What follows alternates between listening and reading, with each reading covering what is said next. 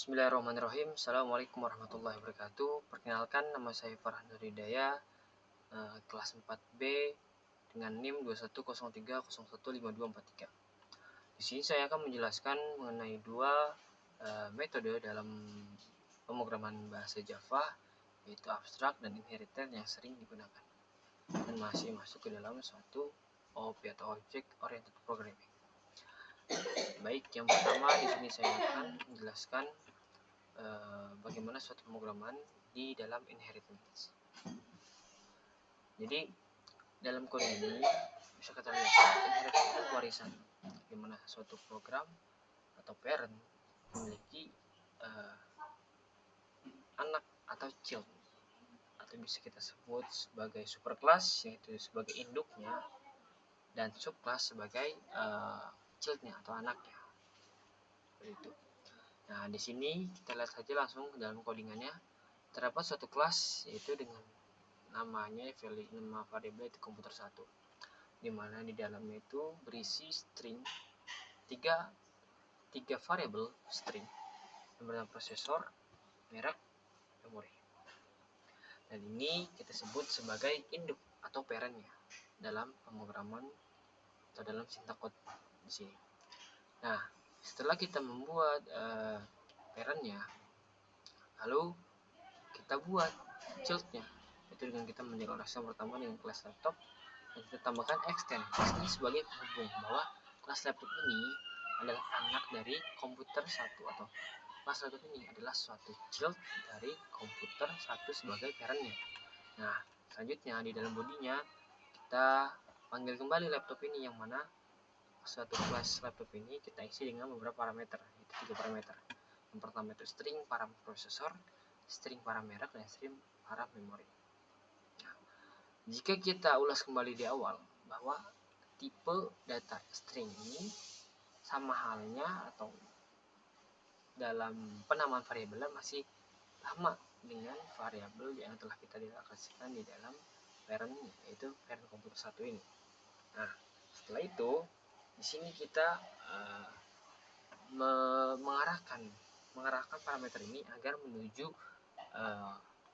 agar variabel yang di dalam child ini mengarah kepada variabel di dalam parent ini dengan menggunakan prosesor sama dengan para prosesor, yaitu antar variabel parent dengan variabel childnya, prosesor dengan para prosesor, merek dengan para merek, memori dengan para memori. Nah, menjelaskan bahwa dalam inherit ini kita tanpa perlu mendefinisikan ulang atau declare variabel anggota dan tersebut di atas kelas laptop, sehingga dalam kelas laptop cukup mengakses variabel anggota dan metode yang sudah digaris tersebut. Lalu selanjutnya di sini kita membuat suatu metode lagi, yaitu string spec, yang mana akan kita gunakan untuk menjalankan atau untuk perintah menjalankan menampilkan beberapa variabel yang berisikan value itu untuk bisa dieksekusi, yaitu dengan string dengan metode spec. Dan di sini kita menggunakan keyword return, yang mana ini bisa mengembalikan nilai, dalam artian nilai-nilai yang telah dimasukkan ini akan mengembalikannya kembali ke dalam metode spec ini, seperti itu. Nah, selanjutnya di line 29 itu ada kelas belajar Java, yang mana ini sebagai tempat main class atau sebagai tempat kita untuk meletakkan main method untuk mengeksekusinya. Nah, seperti contoh dalam ini terdapat public state void main, ini merupakan ketentuan yang hakiki yang tidak dapat kita bisa ubah. Lalu kita panggil lagi kelas laptop ini, lalu kita buat variabel baru dengan menaruh variabel laptop ini sebagai tempat untuk mengarahkan kelas laptop ini ke dalam laptop, ke dalam variabel laptop ya, dengan berisikan beberapa value seperti dalam prosesor kita masukkan Intel Core i7, lalu dalam para merek kita masukkan value HP, dan para memori kita masukkan MSGB. Nah, di sini akan masuk ke dalam variabel laptop Andi dan laptop Rudy ini, yaitu variabel yang sebagai penampung dari beberapa variabel child dan parent yang telah kita buat di awal. Jadi di line 31 dan 32 ini yaitu sebagai final dalam akan kemanakah program ini berjalan. Nah, di sini karena kita menaruh variabel baru, menaruh value baru dalam variabel laptop Andi dan laptop Rudi. Nah, dengan pemanggilan atau dengan eksekusinya kita menggunakan sistem outPrintle, maka di line 34 dan 35 kita tulis yaitu sistem outPrintle ini yang mana akan menghasilkan dalam output seperti contoh di bawah ini. Nah, di dalam line 34 di sini kita memasukkan yaitu parameter laptop Andi titik lihat spek. Laptop Andi sebagai penampung value-nya yang mana value itu akan ditampung dalam laptop Andi berdasarkan dari kelas laptop atau child-nya ini. Lalu kita panggil juga metode yang telah kita buat lagi, yang mana di dalam metode itu terdapat beberapa variabel yang mana akan mengembalikan ke dalam variabel si laptop Andi itu. Nah, sama hal dengan line 35, tidak jauh beda, hanya yang membedakan itu value yang ditulis dalam syntax code-nya dengan nama penamaan variabel sebagai wadah tempatnya. Seperti itu. Atau kita bisa simpulkan inherited merupakan pemrograman yang memang memiliki saling keterkaitan antara child dengan parent-nya. Sehingga ketika kita ingin menggunakan inheritance, maka ada kalanya kita harus mendelegasikan dulu suatu parent-nya. Nah, setelah itu baru kita bisa mendelegasikan lagi child yang akan kita arahkan ke dalam parent-nya itu.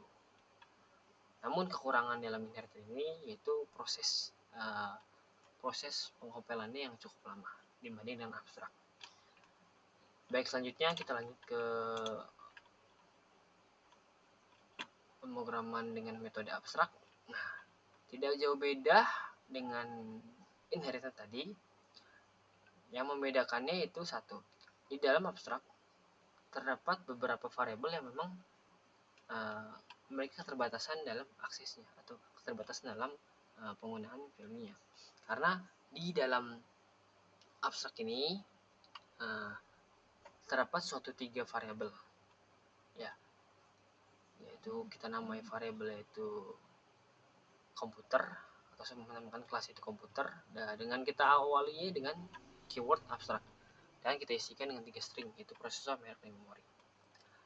Nah, selanjutnya jika tadi kita menggunakan metode itu hanya satu, yaitu di luar atau setelah kita memberikan child-nya, namun di abstrak kita harus masukkan kembali metode yang akan kita deklarasikan. Seperti contoh metode lihat spek.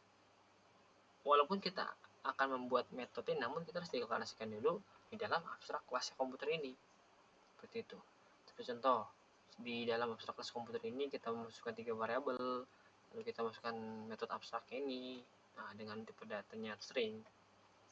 Nah, lalu kita masih tetap menggunakan inheritance itu untuk pengaplikasian yang lebih terlihat mudah dimengerti, dengan masih sama dengan mendeklarasikan kelas laptop yang sebagai child dengan parent-nya yaitu komputer. Nah, lalu di sini kita panggil lagi laptop dengan berisikan beberapa parameter dengan 3 parameter, dengan prosesor, dengan paraprosesor, merek dengan paramerek, dan memori dengan paramemori. Lalu kita panggil kembali metode abstrak ini. Setelah kita deklarasikan dalam abstrak metodenya, lalu kita panggil lagi metodenya ini dengan beberapa perintah code yang memang nanti akan menghasilkan atau mengeksekusi suatu output yang bakal kita lihat. Nah, di sini kita masih sama dengan menggunakan keyword return, yaitu yang akan mengeluarkan nilai dari beberapa variabel ini yang ditampung. Kemudian kita lanjut di dalam kelas Belajar Java. Di sini sebagai main class atau metode ya digunakan untuk eksekusi. Jadi beberapa perintah yang dimasukkan di dalam kelas Belajar Java ini nanti akan dikeluarkan atau ketika di run akan muncul dalam output yang kita inginkan. Seperti itu. Lalu dengan laptop Andi itu kita masukkan parameternya dengan beberapa value-nya. Nah, lalu kita proses pemanggilannya dengan menggunakan sistem outPrintle lab mandi, lalu memanggil metodenya, lihat spek, dan seperti itu. Dan keunggulan menggunakan abstrak itu kecepatan dalam pengaksesan atau running. Dan di sini kita bisa menggunakan nilai-nilai kostasta atau variabel atau nilai-nilai desimal lainnya seperti itu. Mungkin cukup sekian dari saya. Kurang lebihnya mohon maaf apabila ada beberapa hal terkait penjelasan saya yang kurang cocok atau kurang pas, mungkin bisa dikoreksi. Selebihnya mohon maaf. Bila taufik wal hidayah. Assalamualaikum warahmatullahi wabarakatuh.